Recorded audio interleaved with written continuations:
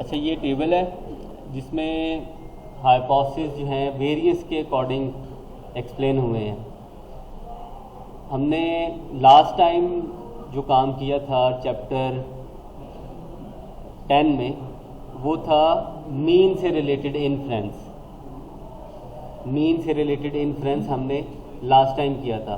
अभी वेरिएंस से रिलेटेड या स्टैंडर्ड डेविएशन से रिलेटेड इन्फ्रेंस जो है वो चैप्टर 11 में हमने डिस्कस किया है। तो लास्ट जो हमारी बात हुई थी वो हुई थी सिंगल वेरिएंस के लिए इन्फ्रेंस, वन वेरिएंस के लिए, ठीक है। और अभी आज की जो डिस्कशन है वो टू वेरिएंस के लिए इन्फ्रेंस है, ठीक है। तो इसमें दो वेरिएंस का आपस में क्या फ़र्क है, यानी एक दो आप डिफरेंट आपके पास फॉर एग्जांपल मशीन्स हैं और उनकी परफॉर्मेंस आप देखना चाहते हैं कि विच मशीन इज़ रिलायबल, ठीक है। तो रिलायबिलिटी बेसिकली जो चेक करने के लिए पैरामीटर हम यूज़ करते हैं उसे हम वेरिएंस कहते हैं या स्टैंडर्ड डेविएशन कहते हैं, जो कंसिस्टेंसी या रिलायबिलिटी को चेक करती है, ठीक है। अगर दो मशीन्स की रिलायबिलिटी चेक करनी हो कि दोनों की रिलायबिलिटी सेम है तो हम कहेंगे, उसमें ये एज्यूम कर सकते हैं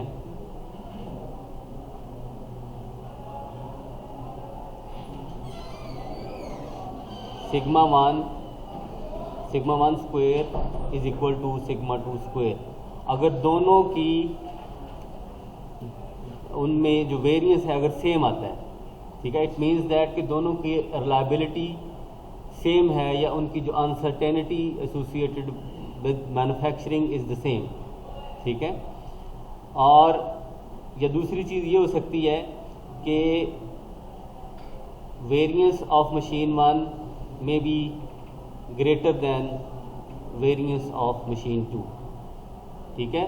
या ये हो सकता है variance of machine one is greater than variance of machine two, variance of machine two is less than machine one. So इस कुछ भी यानी इसमें आप, ठीक है, वाइस वर्सा।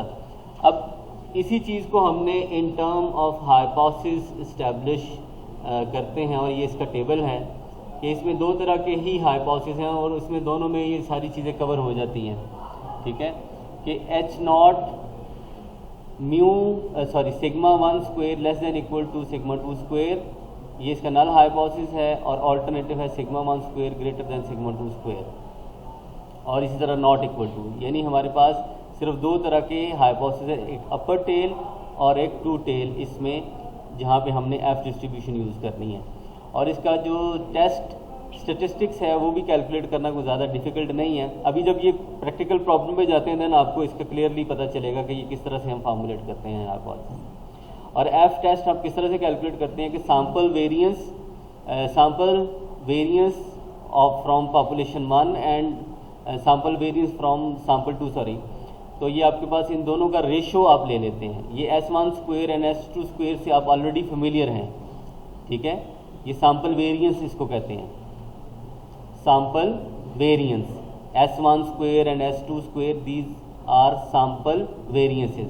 आप इन दोनों का रेशो लेते हैं तो आपके पास F वैल्यू आ जाती है। और उसके बाद रिजेक्शन रूल, यहाँ पे दो तरह के रिजेक्शन रूल हैं। अगर आपका टेस्ट अपर टेल है तो simply P value less than equal to alpha, ये देखिए सब में यूनिफॉर्म है। जितने भी हाइपोथेसिस टेस्टिंग के हमने प्रॉब्लम किए हैं उनमें P value less than equal to alpha इसका रिजेक्शन रूल है क्लियर। यानी जितनी भी हाइपोथेसिस टेस्टिंग की प्रॉब्लम है ये रूल यूनिवर्सल है कि P value less than alpha हो, less than equal to alpha हो तो आप रिजेक्ट एच नॉट करते हैं, ठीक है। और ये जो क्रिटिकल वैल्यू अप्रोच है ये चेंज करती है डिपेंडिंग अपॉन कि किस तरह का आपके पास प्रॉब्लम है, ये उसी तरह से ही फिर चेंज करती है। इसमें F value greater then F alpha हो तो फिर भी आप रिजेक्ट कर देते हैं, या F value greater than equal to F alpha by 2 हो देन फिर भी आप इसको रिजेक्ट करेंगे। अब मैं विदाउट वेस्टिंग एनी टाइम आपको प्रैक्टिकल प्रॉब्लम की तरफ लेके जाता हूँ ताकि आपको क्लियरली इसका अंदाज़ा हो। फॉर एग्ज़ाम्पल ये क्वेश्चन नंबर 16 ही है। अब इसमें कह रहा है investor commonly use the standard deviation of the monthly percentage return for a mutual fund as a measure of risk for the fund. अब स्टैंडर्ड डेविएशन मैंने ऑलरेडी आपको बताया, किसी भी आप अगर इन्वेस्टमेंट करते हैं और उसमें आपके पास एसेट्स हैं, म्यूचुअल फंड्स हैं, ETFs हैं, कुछ भी डेरिवेटिव सिक्योरिटीज़ हैं, सिक्योरिटी या एसेट जिसे आप कह लें, फाइनेंशियल एसेट जिसे कहते हैं, अगर वो है तो उसके साथ अनसर्टेनिटी का एलिमेंट होता है और उस अनसर्टेनिटी के एलिमेंट को हम स्टैंडर्ड डेविएशन से मेजर करते हैं। जो उसका यूजुअल मेजर ऑफ अनसर्टेनिटी है, वो जिसे आप रिस्क मेजर कहते हैं, वो स्टैंडर्ड डेविएशन होता है। A fund that has a larger standard deviation is considered more risky, जिसका स्टैंडर्ड डेविएशन ज़्यादा होता है वो ज़्यादा रिस्की होता है than a fund with a lower standard deviation. ठीक है, और इसमें ये भी आपको थोड़ा सा मैं इन्फॉर्मेशन आपकी एडअप करता चलूँ, जो जितना रिस्की होता है उसमें आपका जो एक्सपेक्टेड रिटर्न है वो भी ज़्यादा होता है। जितना रिस्क आप ज़्यादा बियर करने की आपकी कैपेसिटी होती है, आप एक्सपेक्टेड रिटर्न जो है वो भी ज़्यादा होता है। The standard deviation of American Century Equity Growth Fund, ये नाम है उस फंड का, and the standard deviation for Fidelity Growth Discovery Fund were recently reported to be 15%। अब जो फंड होते हैं इसके बारे में आपको थोड़ा सा बता दूं, fund is the basket of securities जिसमें आप इन्वेस्ट करते हैं। ठीक है, जो फंड्स होते हैं वो बेसिकली बास्केट ऑफ सिक्योरिटीज़ होते हैं, क्योंकि आप सिंगल एसेट में इन्वेस्ट करना ज़्यादा रिस्की होता है, और फंड्स में क्योंकि basket of securities more than one assets उसमें इंक्लूड होते हैं, देन उसमें डाइवर्सिफिकेशन का एलिमेंट आ जाता है कि जो रिस्क है वो डाइवर्सिफाई हो जाता है। ठीक है, ये काफ़ी आगे डिटेल की बातें हैं, लेकिन मैं सब थोड़ा सा आपको इसका बता दिया कि फंड दो तरह के फंड हैं यहाँ पे, एक अमेरिकन सेंचुरी इक्विटी फंड है और दूसरा फिडेलिटी ग्रोथ डिस्कवरी फंड है, और उनका जो स्टैंडर्ड डेविएशन है वो 15% और 18% साइमल्टेनियसली उन्होंने दिया हुआ है रिस्पेक्टिवली। अब आगे वो कह रहा है कि एज्यूम दैट, अब जो भी आप इनको नेम जो फर्स्ट एक्सप्लेन हुआ है अमेरिकन इक्विटी ग्रोथ फंड, आप इसको सिग्मा 1 से डिनोट कर सकते हैं और दूसरे को आप सिग्मा 2 से डिनोट कर सकते हैं, जो कि फिडेलिटी ग्रोथ डिस्कवरी फंड है। तो हम ये जो इन्फॉर्मेशन है सबसे पहले इसको लिख लेते हैं कि सिग्मा, सॉरी इसको क्योंकि सैम्पल इन्फॉर्मेशन है तो हम इसको S1 से लिखेंगे। S1 इज इक्वल टू 15% और 15% को आप 0.15 भी लिख सकते हैं। ठीक है, अब मैंने ये S1 क्यों लिखा, क्योंकि ये सैम्पल इसका स्टैंडर्ड डेविएशन है, वेरिएंस नहीं है। अगर वेरिएंस होता तो हम ये S1 स्क्वायर लिखते। ठीक है, इसी तरह से S2 जो कि 18.9% और इसको हम लिख सकते हैं 189। तो इस तरह से ये दोनों इंफॉर्मेशंस को हमने लिख लिया, जो फंड 1 और फंड 2 यानी American and then the Fidelity Growth Fund से रिलेटेड हैं। Assume that each of these standard deviation is based on a sample of 60 months return, यानी ये जो इन्फॉर्मेशन हमें आई है ये 60 मंथ्स की रिटर्न्स के ऊपर आई है। ठीक है, यानी हमारे पास 60 मंथ्स यानी हर मंथ की एक रिटर्न, फॉर एग्जांपल अगर वो मंथली उसकी मैच्योरिटी है, अगर उस फंड की मैच्योरिटी मंथली है, यानी किसी जो भी आप फाइनेंशियल इंस्टीट्यूशन से आपने वो फंड बाय किया है किसी बैंक से या किसी फाइनेंशियल इंस्टीट्यूशन से, वो आपकी मैच्योरिटी कहते हैं जी हम पर मंथ आपको उसके पैसे दें। अब वो पर मंथ जब आपको उसका रिटर्न मिलता है तो 60 मंथ्स की रिटर्न्स के ऊपर जो स्टैंडर्ड डेविएशन आती है वो फंड 1 के लिए 15% है और फंड 2 के लिए 18.98% है उसकी वेरिएंस। बात समझ आ रही है कि नहीं, कि रिटर्न्स की वेरिएशन, कभी आप रिटर्न्स की वेरिएशन से ये मुराद होती है कि कभी आपको वो में भी 8% दे देते हैं, कभी 10% दे देते हैं, कभी 12% दे देते हैं, क्योंकि वो फिक्स नहीं है उसमें, वो डिपेंडिंग अपॉन के आपकी जो बास्केट ऑफ सिक्योरिटी है वो किस तरह से परफॉर्म करती है, देन वो आपको उसका बेनिफिट देते हैं। तो वो बेनिफिट यूनिफॉर्म नहीं है। अगर बेनिफिट यूनिफॉर्म है, जिस तरह से आपको कहा जाता है जी आपके पास कोई बॉन्ड है, गवर्नमेंट बॉन्ड है और वो फिक्स है, आपको 8% मिलेगा या 10% मिलेगा, तो उसके ऊपर कोई अनसर्टेनिटी का एलिमेंट नहीं है, इट मीन्स के variance is zero, variance is zero. लेकिन जब आपको डिफरेंट रिटर्न्स मिलेंगी अपॉन अपने डिफरेंट मंथ्स में डिफरेंट रिटर्न मिलेंगी, इट मीन्स कि there is a variation in the returns. तो वो जो वेरिएशन है वो 15% और 18.9% है। इसमें एक ये भी हमें चीज़ पता चलती है कि जो अनसर्टेनिटी का एलिमेंट है वो जो फिडेलिटी फंड है उसमें ज़्यादा है और देन अमेरिकन से, अमेरिकन में अनसर्टेनिटी कम है, यानी उसका जो कंसिस्टेंट आपको वो मिल रहा है return from the American equity Growth Fund से।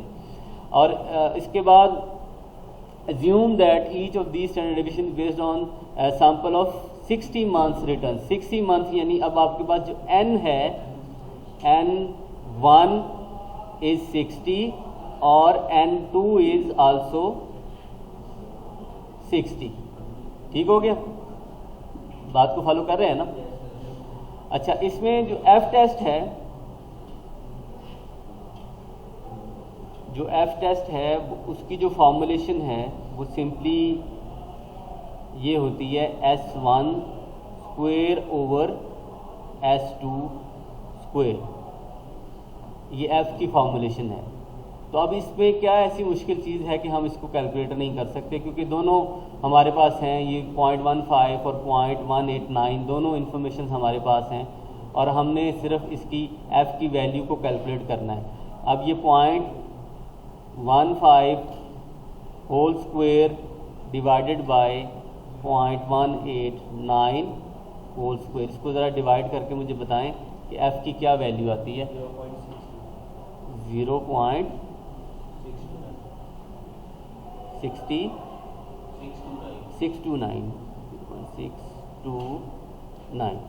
ठीक है जी, ये एफ वैल्यू आपके पास आ चुकी है। ठीक है, अच्छा अब इसमें ये एफ हमने कैलकुलेट कर लिया, लेकिन जो लास्ट इसमें जो बड़ी इंपॉर्टेंट चीज़ है वो हाइपोथेसिस के बारे में है और वो काफ़ी क्रूशियल है। यहाँ पे अगर आप देखें, do the sample result support the conclusion that the Fidelity fund has larger population variance than American Century fund. ये आपका हाइपोथेसिस है जिसको आपने टेस्ट करना है कि क्या फिडेलिटी फंड का जो वेरिएंस है वो ज़्यादा है अमेरिकन से। तो अब इस चीज़ को हमने इन टर्म ऑफ हाइपोथेसिस लिखना है। वैसे तो इसको शुरू में लिखना चाहिए था, लेकिन ये कि मैं इसको अभी लिख रहा हूँ कि आपके पास H0 एक होता है, एक ऑल्टरनेटिव होता है, और वो अब हमने सिग्मा 1 और सिग्मा 2 यहाँ पे यूज़ करना है। अब सिग्मा 1 किसके लिए यूज़ करेंगे? अमेरिकन के लिए, और सिग्मा 2 किसके लिए यूज़ करेंगे? फिडेलिटी के लिए। तो वो sigma 2 square greater than sigma 1 square के बारे में पूछ रहा है कि ये सिग्मा 2 अगर फिडेलिटी का ग्रेटर है किससे? अमेरिकन से। अगर दोबारा अगर आप स्टेटमेंट को देखें कि do the sample support the conclusion that Fidelity fund has larger population variance, यानी sigma 2 square than American Century fund, यानी सिग्मा 1 स्क्वायर से ज़्यादा, तो ग्रेटर का साइन आता है। तो अब विच फंड इज़ मोर रिस्की, तो ये ऑलरेडी हमें पता है कौन सा रिस्की है, लेकिन हमने इस चीज़ को चेक करना है कि ऑल्टरनेटिव में ये, अगर ऑल्टरनेटिव ये है तो इसका जो रिवर्स होता है वो sigma 2 square less than equal to sigma 1 square. तो ये हाइपोथेसिस यहाँ पे इस्टेब्लिश हो चुका है। एफ वैल्यू ऑलरेडी हम कैलकुलेट कर चुके हैं। अब अगर हमने इसको टेस्ट करना है तो अगर आप सिंपली उसका ये वन टेल टेस्ट है, तो आपने इसको रिजेक्ट करना होता है अगर f greater than f alpha हो, देन रिजेक्ट h नॉट। अब f तो आपके पास आ चुका है, f अल्फा अभी नहीं है आपके पास, ठीक है। अब f अल्फा को हमें कैलकुलेट करने के लिए हमें ये चेक करना पड़ेगा कि उसने हमें टॉलरेंस कितनी प्रोवाइड की हुई है यहाँ पे, जिसे हम सिग्निफिकेंस लेवल कह रहे हैं, ठीक है। f अल्फा को कैलकुलेट करने के लिए हमें अल्फा चाहिए, ठीक है। और डिग्रीज ऑफ फ्रीडम तो ऑलरेडी हमारे पास पड़ी हुई हैं, विच इज़ 59। अगर n सैम्पल साइज 60 है तो डिग्रीज ऑफ फ्रीडम क्या होगा, 59। तो हम सिंपली अपने जो f टेबल है उस पर जाएंगे। अभी मैंने इधर इसको ओपन किया हुआ है, ये हमारा डिस्ट्रीब्यूशन टेबल है, f डिस्ट्रीब्यूशन टेबल। अब यहाँ से थोड़ा सा एग्जैक्ट वैल्यूज़ को फाइंड आउट करना थोड़ा सा डिफिकल्ट चैलेंजिंग होता है, लेकिन लेट्स सी। अभी ये 60 डिग्रीज ऑफ फ्रीडम ये है, मतलब अराउंड कह लें, और इधर से हम मूव करते हैं, ये मुझे ये रो आइडेंटिफाई, ये 1 to 3 इधर से,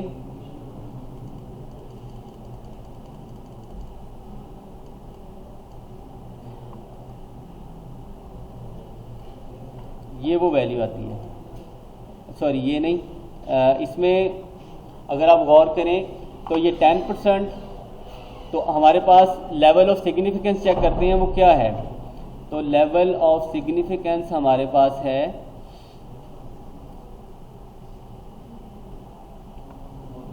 इसमें लेट्स से 5% ही चेक कर लेते हैं, हाँ ठीक है 5% इसको चेक कर लेते हैं और लेट्स सी कि क्या इसका कंक्लूजन आता है। 1% जो भी फॉर एग्जांपल आपके पास 5% स्टैंडर्ड है, आप उस पर चेक कर सकते हैं, लेकिन हम सब पे चेक करके इसको देखते हैं।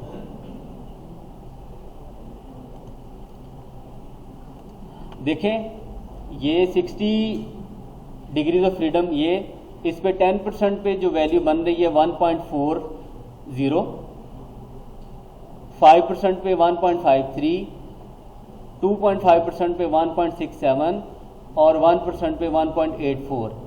ये जो वैल्यूज़ हैं, ये वाली, ये सारी वैल्यूज़, ये 10% पे है, ये 5% पे है, 1.67, ये 2.5% पे और ये 1% पे, ठीक है। यानी आपका लेवल ऑफ सिग्निफिकेंस कुछ भी आता है तो ये 4 वैल्यूज़ आपके पास आती हैं, ठीक हो गया। तो अब इनमें से अगर कोई भी वैल्यू आप पिक करते हैं, तो अगर इनमें से कोई भी वैल्यू आप पिक करें तो एक चीज़ पे गौर कीजिए कि ये जो चीज़ है ये ट्रू नहीं हो रही, क्योंकि इसकी वैल्यू f की आपके पास बहुत कम है। f की वैल्यू ये देखें 0.629 है, 0.629 should be greater than f alpha होना चाहिए, लेकिन f अल्फा की वैल्यूज़ हमारे पास आ रही हैं 1.40 से लेके मेरे ख्याल में 1.40 से लेके 1.84 तक आ रही हैं, 1.84 तक आ रही है किसी भी सिग्निफिकेंस लेवल पे। यानी 10% से स्टार्ट करते हैं सिग्निफिकेंस और 1% तक पहुंचते हैं, तो आपकी जो वैल्यूज़ हैं वो 1.40 से 1.84 के इन बिटवीन वेरी करती है। अब वो तो ये ट्रू नहीं हो रही, ये फॉल्स हो रही है। कंडीशन क्या हो रही है? फॉल्स हो रही है। इट मीन्स दैट कि we can not reject H not, we can not reject H not.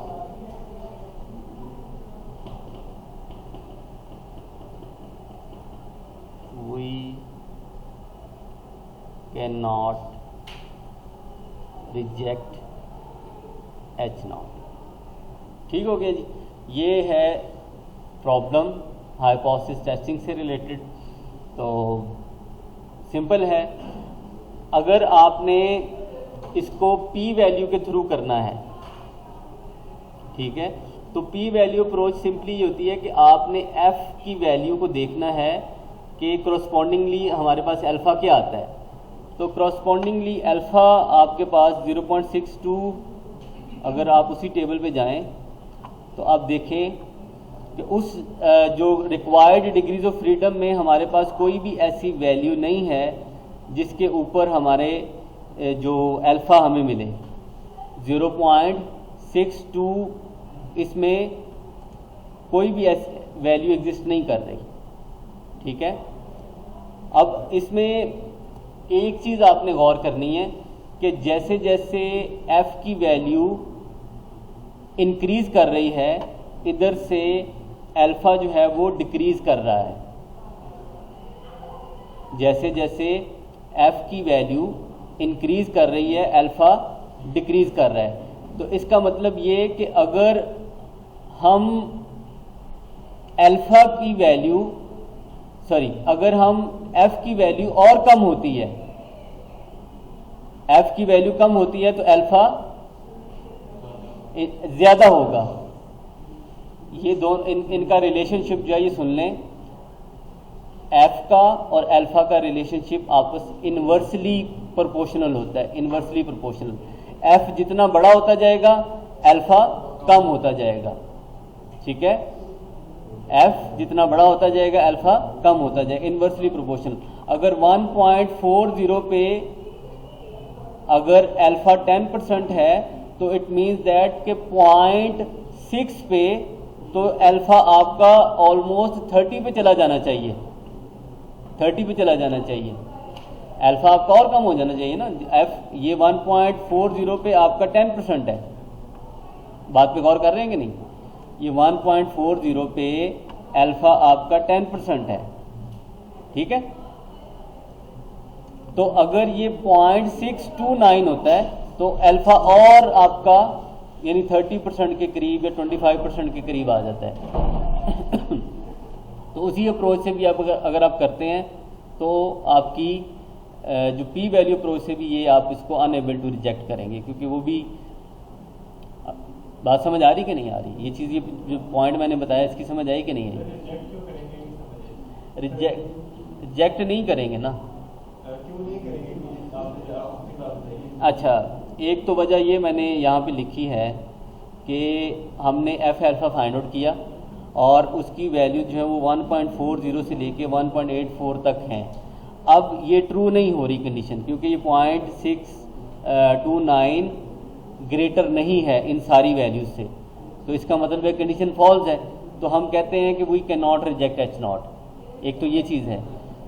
एक दूसरी है पी वैल्यू अप्रोच। तो पी वैल्यू अप्रोच के बारे में हमारे पास अल्फ़ा होता है और पी वैल्यू होती है। वो मैं ज़रा आपको पी वैल्यू भी फाइंड करनी है डिस्ट्रीब्यूशन। हाँ, पी वैल्यू वही तो मैं आपको उस वक्त से बता रहा हूँ। ये देखिए अल्फ़ा, फॉर एग्जाम्पल अल्फ़ा आपका 10% है, ठीक है। मैक्सिमम जो टॉलरेंस हम इसको दे सकते हैं वो 10% दे सकते हैं, ठीक है ना। अब पी वैल्यू इसके करस्पॉन्डिंग जो हमारी वैल्यू ये आई है एफ वैल्यू, इस एफ वैल्यू के करस्पॉन्डिंग पी वैल्यू क्या है? तो मैं आपको ये बता रहा हूँ कि इसके करस्पॉन्डिंग हमारे पास नंबर नहीं है, यहाँ पे 0.62 नहीं है, लेकिन हमारे पास 1.40 है और 1.40 के करस्पॉन्डिंग ये 10% है। तो अगर 1.40 के करस्पॉन्डिंग ये है तो उससे जो कम नंबर है, छोटा नंबर है, उसके लिए तो ये और वैल्यू बड़ी होनी चाहिए। तो ये ऑलमोस्ट आपकी जो पी वैल्यू है वो अराउंड 25% के करीब बन रही है, ठीक है। और मैं आपको एग्जैक्टली इसको पी वैल्यू के अल्फा की ज्यादा होगा जब वो वैल्यू कम होती है, एफ वैल्यू से अल्फा बड़ा होता है। पी एफ वैल्यू जब कम होती है तो अल्फा बड़ा होता है, सही। तो आप पी वैल्यू कह रहे हैं, तो वो उसके जो एफ वैल्यू के करस्पॉन्डिंग जो एरिया निकलता है उसे हम पी वैल्यू कहते हैं। तो हमने अल्फा 0.10 ही क्यों लिया हैं? अगर सर फर्स्ट करें ये क्वेश्चन में अल्फा लिखा होता 5, हाँ तो 5 ले लें। तो इधर हम ये मैंने मैक्सिमम ले लिया ना, मैक्सिमम टॉलरेंस ले ली है। तो इससे यानी मैं कह रहा हूँ कि अगर ये 10% पे भी रिजेक्ट नहीं हो रहा तो निचले लेवल पे कैसे हो सकता है, ठीक है। मैंने मैक्सिमम उसको ले लिया। तो ये डिस्कशन हमारी इसके ऊपर हो चुकी है। अब मैं आपके क्वेश्चंस लेता हूँ। सर ये 0.25 वाला बस पॉइंट रह गया।